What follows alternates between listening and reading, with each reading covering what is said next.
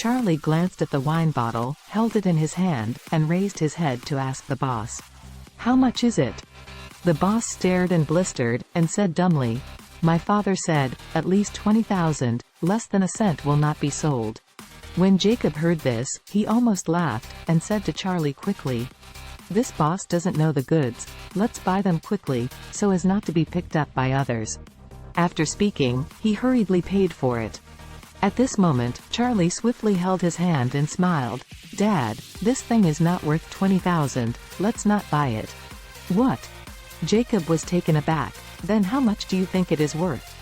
Charlie stretched out his hand and shook it in front of the boss. "This number." "5,000? The boss asked, staring. Charlie shook his head. "No, it's 50. The boss stared at Charlie for several seconds like looking at an alien, and suddenly shouted, "Do you know the goods? This is an antique left by my grandfather. It is a genuine treasure. You people in the city are too bullying." Jacob was also anxious and pulled Charlie a hand. "Don't talk nonsense, be careful of messing up the business." Charlie smiled, picked up the bottle and turned it over, pulled the yellow mud on the bottom of the bottle with his hand, pointed to the middle of a slit, and said, "Dad, look at what this is." The slit is extremely small. If it weren't for Charlie pointed out, ordinary people would not see it at all. In the slit, a row of very small English letters appeared. "Made in China." Jacob was stunned, his mouth opened so that he could lay an egg, and he couldn't react for a long time. Suddenly, he recovered, his face flushed, pointing to the boss and yelling, You are cheating." Charlie took the wine bottle, shook it to the boss, and said, "The manufacturer dare not blatantly forge antiques. You have written this sign deliberately. You are quite clever. You know that you can block it with mud. In one sentence, 30, can you sell it? This." The boss was stunned for a moment. Suddenly all the honesty on his face disappeared, and he slapped his forehead with a smile. "Two bosses, I was coming out in a hurry today, and I took the wrong bottle." "You got it wrong?"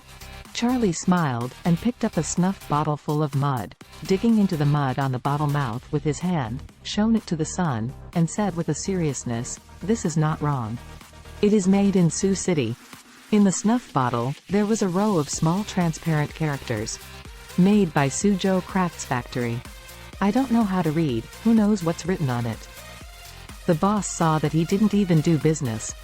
He sneered and wrapped the oiled paper cloth and wanted to grease the soles of his feet. This time Jacob was completely in his senses, and he was so angry after realizing that he was treated like a monkey for a long time. He grabbed the boss and roared, "You liar, return the money to me." "What kind of money? I have never seen you before." The boss struggled hard, and from the oil paper cloth he was holding in his hand, fake copper coins and fake jade horses kept dropping. The jade horse fell on the ground without breaking. "It seems to be made of hardened plastic. If you don't refund the money, I'll call the police." Jacob screamed, his lungs exploded with anger. Between the two pullings, a thing suddenly fell from the boss's arms. At the moment this thing fell, Charlie frowned suddenly and stared at the things on the ground.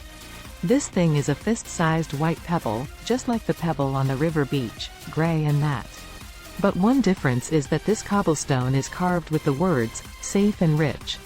The fonts are crude and shoddy, and at first glance, they are carved up manually. This kind of engraved stone is everywhere in the scenic area, and it is not worth any money. No wonder the boss didn't put it out just now. However, Charlie walked up with a stride, picked up the stone, and the blood all over his body suddenly boiled. Just now, he felt a different kind of breath exuding from this antique. Said it is breath. In fact, it is more like a kind of energy, a kind of magnetic field, which has produced a strong attraction to him. Charlie knew that this should be the spiritual energy recorded in the 9 profound heavenly secrets. Aura is a mysterious energy that has been lost for a long time. It can not only completely transform a person's physical fitness, but can even cultivate and produce many incredible effects for ordinary people. Charlie was overjoyed, calmly weighed the pebbles in his hand, and asked, "Is this yours?" The boss froze for a moment, and nodded subconsciously, "Yes." "How to sell this stone?" Jacob was also surprised and asked, "Why did you buy this broken stone?" Don't you know that this profiteer sells all fakes? It's just a piece of stone. It's okay to buy one and go back to be unlucky. Charlie said with a smile. The boss took the opportunity to break away from Jacob's hand and sneered at Charlie. Do you really want to buy? Charlie nodded. I do.